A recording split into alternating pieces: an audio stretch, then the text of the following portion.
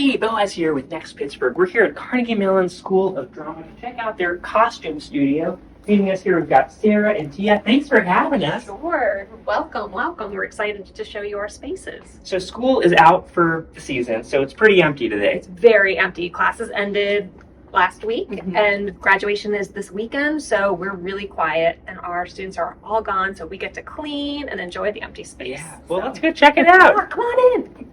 So in this room, we house all our costume design students. There's about 24 this year, including we have some staff. And so we also have a costume productions program where the students are learning how to make costumes. Each one of them are able to have space in this room. So it's usually really noisy and we're always hip hopping and there's lots of stuff always around. And Sarah, you only started working at the School of Drama recently, and then you sort of started realizing all the cool corners. Yeah, for sure. I've worked at Carnegie Mellon for a really long time, so I've known that we have a really fun School of Drama, but I didn't work in the department. So at the beginning of the school year, I transferred here, and since then, I've just really enjoyed getting to know everybody here and all the fun stuff we do. Well, and so what's an example of a kind of project that people will be working on? Like, are they taking a costume class and they're making costumes for an imagined play, or they could also be working on a production? So what we do is, we have classes in costume production where they're learning how to make costumes plus costume crafts. So they're learning how to make masks and jewelry, and they're learning how to dye fabric.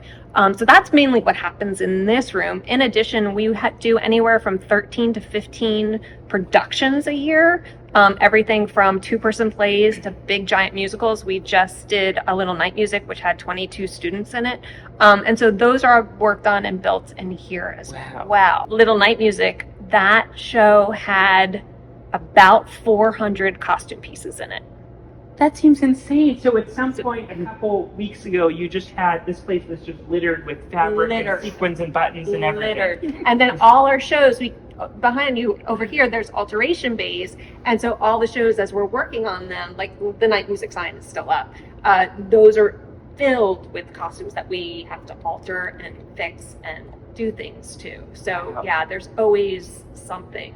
So can you point out sort of some of the different machinery and stations that we're seeing? Yeah. These are our industrial sewing machines. Our more advanced students work on these because they're high-powered motors, so they're a little trickier, and each one has its own personality, so we have to learn how to, operate it slow, fast.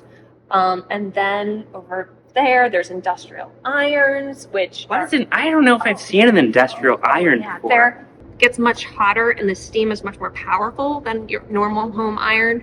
And then here we're actually seeing some costumes back here. So all our students have to do, graduating students have to do final projects. They're called monographs, and this is one of our students' monographs. So someone who's majoring in costume. This is a student who is learning how to make costumes. Okay. This year was an armor making class. So one of our students' pieces of armor that she created and designed is right here. Wow, what is that made of? So these are just jump rings, and then this is raffia ribbon that she went ahead and stitched together and spray painted and got in this form.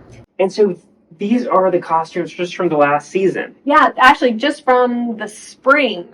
We do shows in the fall and the spring, so this wall is just our shows in the spring. We started off with a Macbeth that kind of was medievally. And then we went into Passage. The director wanted it to be timeless in a way. We did some modern shows. Sender was modern. And then our big musical, Little Night Music, which was set in the late 1800s. So it was a big period piece, which was so much fun to do because we hadn't done a period piece in years. So this is where we work on costume crafts. So if we have to paint costumes or make hats, anytime we have to spray paint anything, it's done in this booth. Yeah. Actually, this is the only booth in the building, so everybody in the building uses it. It's a fume hood, and it takes away all the toxins. This looks more like a chemistry lab than a costume shop. It does. It's like a combination of a laundry room and a chemistry lab. So this is the room where our students take fabric dyeing class. Anytime we have to dye fabric for a project, we do it in this room. So we have washers and dryers. We have a stove where they can, heat up their water, fabric. We also have 2 soup vats, one of which is out of order, and we use these soup vats to dye lots of fabric. So you're just dipping huge sheets in there. Yeah, I think we can do 5 yards at a time. This is our jewelry storage. Oh, wow.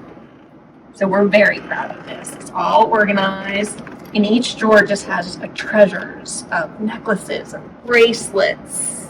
So the students come in here And they like, okay, we're doing a period piece from Yes. the 1920s. I need a cameo Yeah. to put on a blouse. So they come in here and they look in the drawers for what they're finding, what they need. Yeah. And so they just pull all the jewelry for all the characters to help, create the character. Wow. Very cool. These are our notions cabinets. This is where we keep all our hand needles and our threads. We love our thread wall. Was there ever a scenario where like you're backstage at the show and something rips right before, and then one of your students has to like deal with that? Yes, all the time. So a lot of times they come up here running panicked, and they hope that there's a costume production student working in the evening to help fix the pants. Wow. So yeah, it does happen. Yeah. This is where we keep all of our, it's called flat fold fabric. It's Yeah. basically just smaller pieces of fabric that a student might need to, like, oh, we have to patch something, or oh, I need to make a little bow. We can Okay. just run over and like come in here. Oh, I need pink. Let me look for something And pink. you've got a bunch of options. And we have a bunch of options. Yeah. So that's all here. And so how did you get into this kind of work? So I went to high school and did the theater club and loved it, and went to college for costume and scene design, Uh-huh. and then wound up in New York and wound up in shop management. And I was in New York for 17 years, and I ran a bunch of off-Broadway costume studios. Oh, wow. And then we moved here about 9 years ago. My husband got a job, and at the same time, Carnegie Mellon was looking for a studio manager. So I applied, and here I am. How cool. Yeah. And when Sarah emailed me, she said there was a wall of buttons. There is. It's downstairs in our other studio. You want to go see it? Yeah.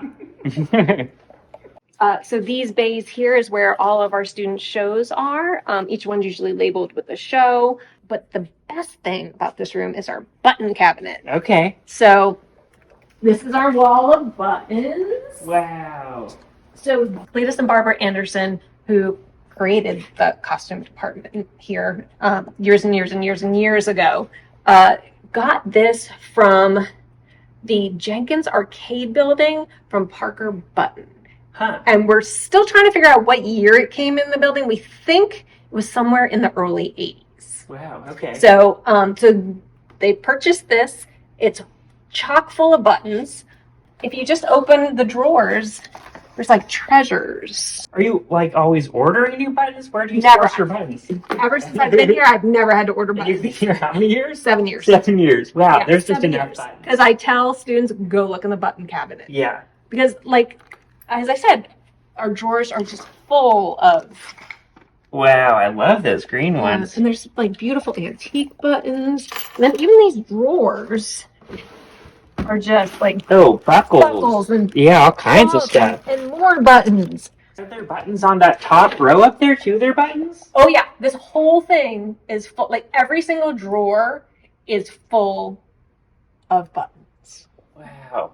And it's been holding buttons. It seems like for a century. For a century, it's really old. There's so many vintage buttons in this cabinet. And so this is one of the final costumes from A Little Night Music. Yeah, this was built by a second-year costume production student, and the bodice alone has 44 pieces that she patterned and put together. It's one of the most complicated garments that since I've been here, has been built. So she did a beautiful job. Showstopper. It was worn by Desiree, who is the lead character in the show. So we are so proud of this dress, but also the other ones as well. Like our students did such a beautiful job on that Well, show. it's so cool that you put them on display in the lobby now so that people can, appreciate them closer up. Yeah, our lobby cases are always full of our student work. Yeah, so if you're on campus, just pop in here and see what they've been crafted. There's always something in these cases. So yeah, just pop on in because we'd like to show off what we do. Yeah. Well, Sarah, thanks so much for the tour. This was awesome. Thank you for having us.